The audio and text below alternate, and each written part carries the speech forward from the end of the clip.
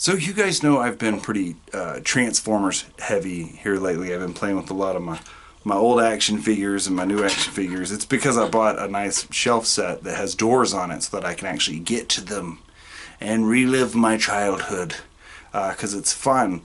But what I want to talk about is just a little modest review of what I think is possibly the first time they got a video game right for Transformers. You know, like any kind of IP, they're always trying to make games for it.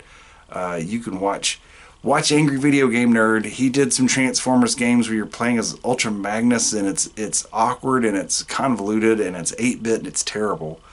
What I want to talk about is a game that I've been playing a little off and on. I haven't got too deep into it this time, but I played it when I was a kid and it came out, which is for the PlayStation 2, and that is, yeah, don't mind my it's used as hell, don't worry about it.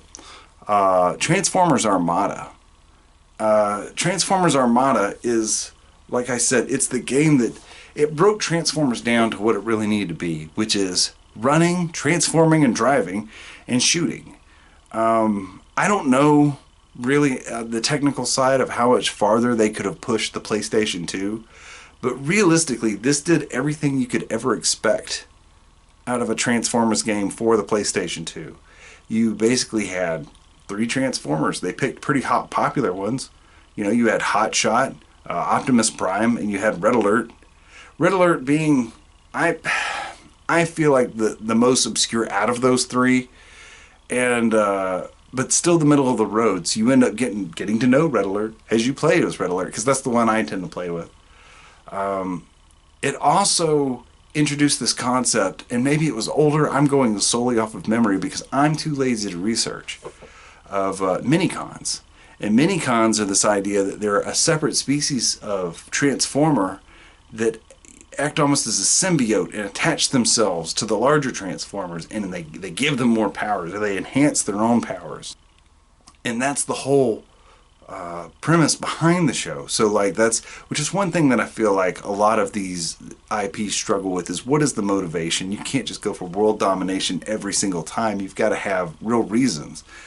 And so that's the real reason, is you've got an armada of minicon transformers that are trapped on Earth. And so it's a race to go find them. That doesn't sound anything at all like the story of the stranded transformer blanks that are in stasis around Earth in the Beast Wars show. You know, if you know, then you already know, and I'm not teaching you anything.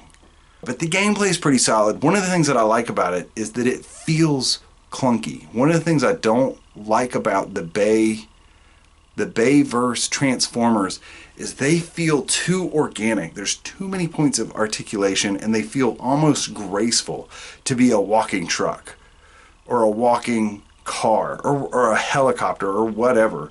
There's too many points of movement. There's no restrictions. I think good characters come from limitations.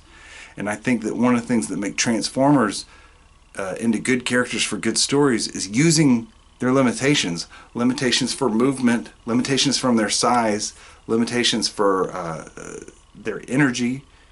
All of those things can make good stories, and that's sort of what this feels like.